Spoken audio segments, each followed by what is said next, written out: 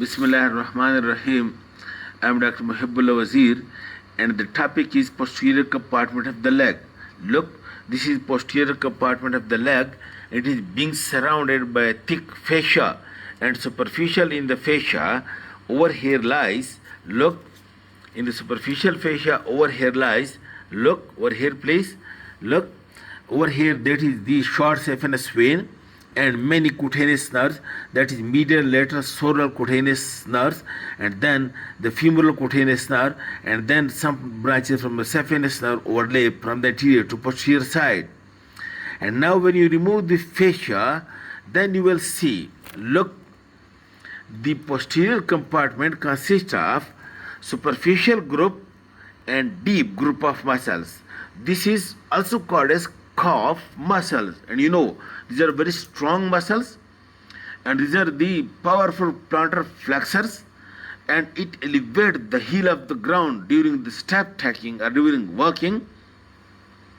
And also this superficial group of strong muscle is known for the fact that it is having a rich venous plexus, which is calf venous plexus, and this, when the muscle contract, it pump the blood upward. That's why it is also called as peripheral heart, these calf muscles. And this superficial group consists of, look over here please, number one, you can see this muscle having two heads, medial and lateral head of gastrocnemius.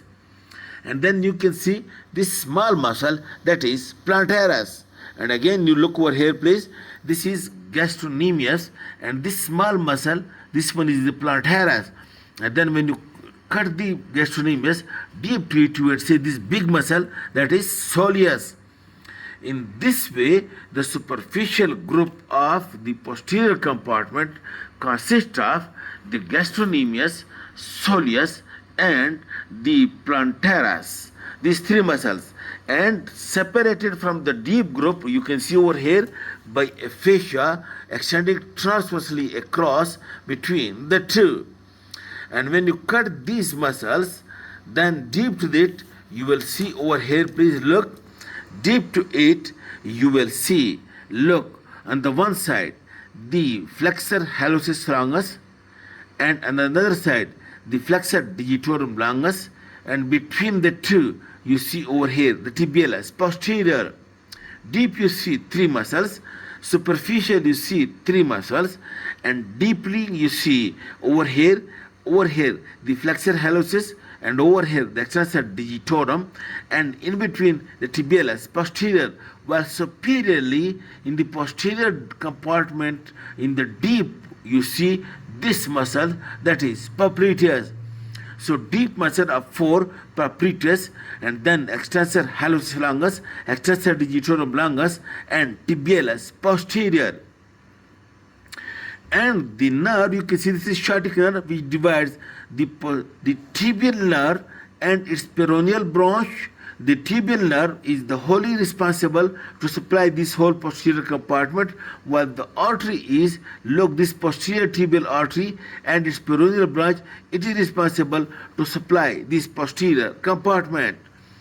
And then look, on this posterior side, also over here, there is, on the posterior side, there is again a retinaculum. You can see over here, this is the flexor retinaculum on the posterior side, and it is the peroneal retinaculum to the lateral side. In this way, over here, there are superior extensor retinaculum, inferior extensor retinaculum, superior peroneal retinaculum, inferior peroneal retinaculum, and the flexor retinaculum. This is the brief description of the posterior compartment. Now, later on, we will discuss all the muscles separately in detail. Thank you very much.